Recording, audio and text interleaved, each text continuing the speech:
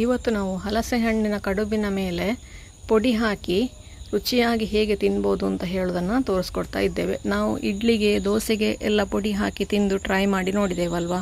ಇವತ್ತು ನಾವು ಹಲಸಿನ ಹಣ್ಣಿನ ಕಡುಬಿನ ಮೇಲೆ ಪೊಡಿ ಹಾಕ್ಕೊಂಡು ತಿನ್ನಲಿಕ್ಕೆ ಹೇಗಾಗ್ತದೆ ಅಂತ ಹೇಳೋದನ್ನು ನೋಡುವ. ಮೊದಲಿಗೆ ಒಂದು ಅರ್ಧ ಹಲಸಿನ ಹಣ್ಣನ್ನು ಸರಿ ಮಾಡಿ ಇಟ್ಕೊಳ್ಳಿ. ನಾನಿಲ್ಲಿ ಅರ್ಧ ಹಲಸಿನ ಹಣ್ಣು ಸರಿ ಮಾಡಿ ಇಟ್ಕೊಂಡಿದ್ದೇನೆ. ಅದಕ್ಕೆ ಒಂದು 4 ಕಪ್ಪಷ್ಟು ಅಕ್ಕಿ ಹಾಕ್ಕೊಂಡಿದ್ದೇನೆ. ಹಲಸಿನ ಹಣ್ಣನ್ನು ನೀರು ಹಾಕದೇನೆ ನುಣ್ಣಗೆ ರುಬ್ಬಿಕೊಂಡು ಅಕ್ಕಿಯನ್ನು ತರಿಯಾಗಿ ರುಬ್ಬಲಿಕ್ಕೆ ಎಷ್ಟು ನೀರು ಬೇಕೋ ಅಷ್ಟು ನೀರು ಹಾಕ್ಕೊಂಡು ಅದನ್ನು ನುಣ್ಣಗೆ ರುಬ್ಬಿ ಪೇಸ್ಟ್ ಮಾಡಿ.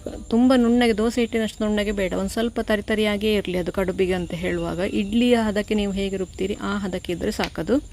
ಇಡ್ಲಿಯ ಹಿಟ್ಟಿನಷ್ಟೇ ಹದ ಬೇಕು. ತುಂಬ ತೆಳ್ಳಗೆ ದೋಸೆ ಹಿಟ್ಟಿನಷ್ಟು ಮಾಡಿದರೆ ಕಡುಬು ಮೆತ್ತಗೆ ಆಗ್ತದೆ. ಹಾಗೆಯೇ ತುಂಬ ಗಟ್ಟಿ ಮಾಡಿದರೆ ಅದು ಕಲ್ಲಿನ ತುಂಡಿನ ಥರ ಆಗ್ತದೆ. ಹಾಗಾಗಿ ನಿಮಗೆ ಇಡ್ಲಿಯ ಹಿಟ್ಟು ನೀವು ಯಾವ ಹದಕ್ಕೆ ಇಟ್ಕೊಳ್ತೀರಿ ಅದೇ ಹದಕ್ಕೆ ಅದನ್ನು ಇಟ್ಕೊಂಡು ಬಾಳೆಯ ತುಂಡಿನಲ್ಲಿ ನೋಡಿ ಈ ಥರ ಬಾಳೆ ತುಂಡನ್ನು ಬಾಡಿಸ್ಕೊಂಡು ಅದರ ಮೇಲೆ ಒಂದು ಸೌಟು ಹಿಟ್ಟು ಹಾಕಿ ಅದರ 4 ಕಡೆ ಕೂಡ ಫೋಲ್ಡ್ ಮಾಡಿಕೊಂಡು ಒಂದು 35-40 ನಿಮಿಷವರೆಗೆ ಬೇಯಿಸಿಕೊಳ್ಬೇಕು.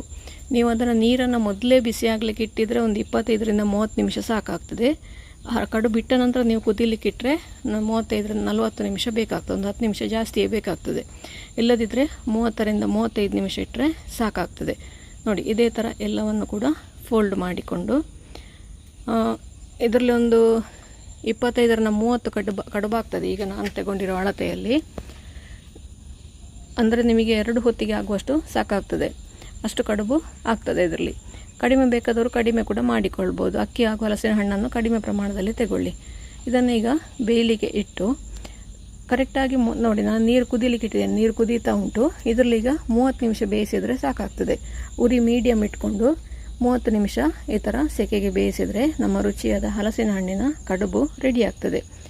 ಕಡುಬನ್ನು ಬೆಂದ ನಂತರ ಆ ಕಡುಬನ್ನು ತೆಗೆದು ಅದನ್ನು ಬಾಳೆ ಎಲೆ ಮೇಲೆ ಹಾಕ್ಕೊಂಡು ನೋಡಿ ಇದನ್ನು ಕರೆಕ್ಟಾಗಿ ಈ ಥರ ಮುಚ್ಚಿ ಬೇಯಿಸಿಕೊಳ್ಬೇಕು. 30 ನಿಮಿಷ ನಂತರ ಮತ್ತೊಂದು 10 ನಿಮಿಷ ಅದು ಹಾಗೆಯೇ ಬಿಟ್ಟು ಆಮೇಲೆ ಮುಚ್ಚಳ ತೆಗೀರಿ. ಆವಾಗ ಅದು ಕರೆಕ್ಟಾಗಿ ಬೆಂದಿರ್ತದೆ. ನೋಡಿ ಈ ಥರ ಬೆಂದು ರೆಡಿ ಆಗ್ತದೆ. ಇದನ್ನೇ ಈಗ ಒಂದು ಬಾಳೆ ಮೇಲೆ ಹಾಕ್ಕೊಂಡು ಅದನ್ನು ಬಿಡಿಸಿ ಮೇಲಿಂದ ಒಂದು ಸ್ವಲ್ಪ ತುಪ್ಪ ಹಾಕ್ಕೊಂಡು ನೋಡಿ ಈ ಥರ ಅದೇ ಬಾಳೆ ಎಲೆಯನ್ನು ಕೂಡ ಉಪಯೋಗಿಸಿಕೊಳ್ಬೋದು. ನಂತರ ಬೇರೆ ಬಾಳೆ ಎಲೆ ಇತ್ತು, ಹಾಗಾಗಿ ನಾನು ಬೇರೆ ಬಾಳೆ ಎಲೆ ಮೇಲೆ ಹಾಕಿಕೊಳ್ತಾ ಇದ್ದೇನೆ.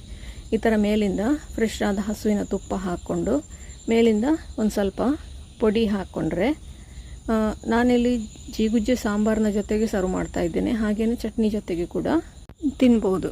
ಮೇಲಿಂದ ನೋಡಿ ಈ ಥರ ಹುಡಿ ಹಾಕ್ಕೊಂಡು ಚಟ್ನಿಯ ಪೌಡ್ರ್ ಹಾಕ್ಕೊಂಡು ತುಪ್ಪದ ಜೊತೆಗೆ ಸಾಂಬಾರಲ್ಲಿ ಅದ್ದೆ ತಿನ್ನಲಿಕ್ಕೆ ಸೂಪ್